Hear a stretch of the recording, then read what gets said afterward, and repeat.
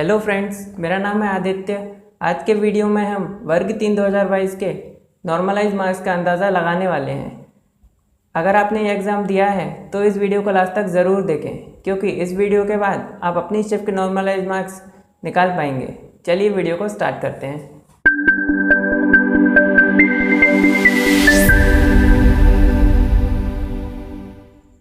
Friends, आप screen पर PEV का अजीब सा नॉर्मलाइजेशन फार्मूला देख सकते हैं, पर हम इस फार्मूले में टाइम वेस्ट ना करते हुए एग्जाम्पल से इस फार्मूले का डायरेक्ट यूज़ कर नॉर्मलाइजेशन को समझने वाले हैं। फ्रेंड्स, पीईवी किसी भी शिफ्ट को सरल या कठिन एग्ज़ाम लेवल या फिर क्वेश्चन पेपर के हिसाब से नहीं मानती है, जबकि वो एवरेज बच्चों के मार्क्स पे चलती है। तो अगर किसी शिफ्ट में एवरेज बच्चों के मार्क्स कम आ रहे हैं तो पीईवी उसको टफ शिफ्ट मानेगी या फिर हार्ड शिफ्ट मानेगी, और अगर किसी शिफ्ट में एवरेज बच्चों के मार्क्स ज़्यादा आ रहे हैं तो पीईवी उसको सरल शिफ्ट मानेगी।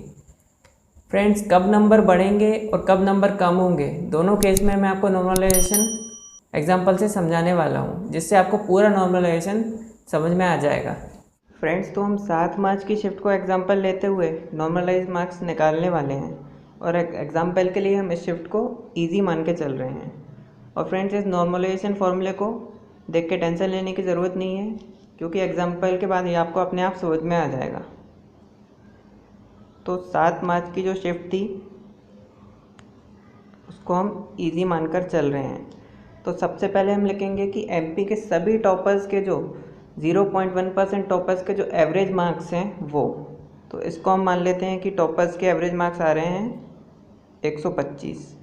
इसके बाद एमपी के सभी बच्चों के जो एवरेज मार्क्स हैं, तो इसको हम मान लेते हैं कि बच्चों के एवरेज मार्क्स आ रहे हैं 110।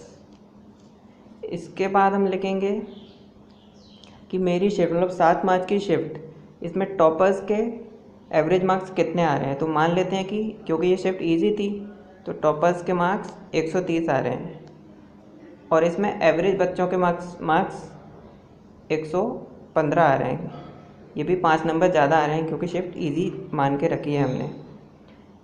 इसके बाद फ्रेंड्स, मेरी शिफ्ट मतलब जो 7 मार्च को मेरे खुद के कितने मार्क्स आए हैं वो लिखेंगे। तो मान लेता हूँ कि मेरे ना तो मैं टॉपर हूँ और ना मैं एवरेज हूँ, मैं एवरेज से थोड़ा ज़्यादा हूँ, तो मेरे मार्क्स इसमें आ रहे हैं 125। और इसके बाद मेरी शिफ्ट का जो एवरेज था वो लिख देंगे, और इसके बाद प्लस कर देंगे जो ऑल एमपी के बच्चों के जो एवरेज मार्क्स हैं वो। तो फ्रेंड्स, अब इसको कैलकुलेट करेंगे तो 125 में से 110 गए तो 15 आ जाएगा, 130 में से 15 गए तो 15 आ जाएगा, तो ये यहाँ कट जाएगा। इसके बाद 125 में से 15 गए तो यहाँ पे 10 आ जाएगा, और प्लस 110, तो ये मेरे नॉर्मलाइज मार्क्स निकल के 120 आ गए हैं।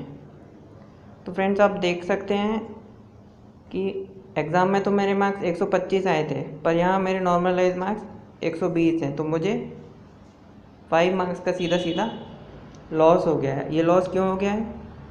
क्योंकि इस शिफ्ट में जो बच्चों के टॉपर्स के मार्क्स थे वो ऑल एमपी के टॉपर्स से ज़्यादा आ रहे थे, और एवरेज बच्चों के मार्क्स भी ऑल एमपी के एवरेज से ज़्यादा आ रहे थे। तो एडजस्टमेंट के लिए पीईवी ने 5 मार्क्स कम कर दिए हैं। वीडियो को कंटिन्यू देखते रहिए। अगले एग्जाम्पल में आपको बताने वाला हूँ कि कैसे हार्ड शिफ्ट में आपके मार्क्स इंक्रीज़ हो सकते हैं। फ्रेंड्स, अब हम हार्ड शिफ्ट का एग्जाम्पल लेते हुए नॉर्मलाइज मार्क्स निकालने वाले हैं। तो अब हम मान लेते हैं कि 26 मार्च की जो शिफ्ट थी वो हार्ड थी, और इस हिसाब से फिर हम नॉर्मलाइज मार्क्स निकालते हैं। तो इसमें सबसे पहले सभी 44 शिफ्टों के टॉपर्स का जो एवरेज मार्क्स है वो आएगा, तो वो तो सेम रहेगा।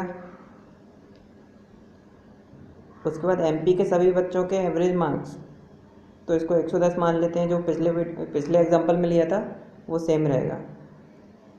इसके बाद मेरी शिफ्ट में मतलब जो 26 मार्च की शिफ्ट में टॉपर्स के एवरेज मार्क्स कितने आ रहे हैं, तो मान लेते हैं कि शिफ्ट क्योंकि हार्ड थी तो टॉपर्स के एवरेज मार्क्स थोड़े कम हो जाएंगे, तो 115 आ रहे हैं। और सभी बच्चों के एवरेज मार्क्स कितने आ रहे हैं, तो मान लेते हैं कि एवरेज बच्चे इसमें से 100 मार्क्स ही ला पा रहे हैं। इसके बाद जो 26 मार्क्स की शिफ्ट में मेरे खुद के कितने मार्क्स आए, तो मान लेता हूँ कि मेरे एवरेज से थोड़े ज़्यादा आ रहे हैं, तो मेरे 105 नंबर आ रहे हैं। और इसके बाद हम यहाँ से मेरी शिफ्ट का जो एवरेज है उसको घटाएंगे और इसमें एमपी के सभी बच्चों के जो एवरेज मार्क्स हैं उसको ऐड करेंगे। इसके बाद फ्रेंड्स कैलकुलेशन करनी है, तो 125 में से 10 गए तो यहाँ भी 15 आएगा, और नीचे 115 में से 100 गए तो यहाँ भी 15 आएगा, तो ये कट जाएगा। इसके बाद 105 में से 100 गए तो यहाँ पे 5 आएगा प्लस 110, तो हम देखते हैं कि 5 और 110 115, तो ये यहाँ पे मेरे नॉर्मलाइज मार्क्स हो गए हैं। तो फ्रेंड्स आप देख सकते हो कि मैं करके तो एग्ज़ाम में 105 मार्क्स का आया था, पर यहाँ मेरे 115 मार्क्स हो गए हैं, मतलब मेरे सीधे सीधे 10 मार्क्स बढ़ गए हैं पीईबी के नॉर्मलाइजेशन फार्मूले से। और ऐसा क्यों हुआ है, क्योंकि ये शिफ्ट हार्ड थी, तो इसमें टॉपर्स के मार्क्स ओलंपिक के टॉपर्स से कम आ रहे थे, और एवरेज बच्चों के मार्क्स ओलंपिक के एवरेज बच्चों से कम आ रहे थे। तो इसको इक्वल करने के लिए मार्क्स इंक्रीज़ कर दिए जाते हैं। फ्रेंड्स, तो ये था नॉर्मलाइजेशन। आपने यूट्यूब पर या कहीं और अपनी शिफ्ट का एनालिसिस देखा होगा, और इससे आप आपकी शिफ्ट के टॉपर्स का एवरेज और सभी बच्चों के एवरेज मार्क्स का अंदाज़ा लगाकर अपनी शिफ्ट के मार्क्स का अंदाज़ा लगा सकते हैं। फ्रेंड्स, वीडियो पसंद आया हो या किसी टॉपिक पे आप वीडियो चाहते हो तो कमेंट्स का ज़रूर बताएं, और चैनल को सब्सक्राइब करना ना भूलें। मिलते हैं नेक्स्ट वीडियो में। Thank you for watching.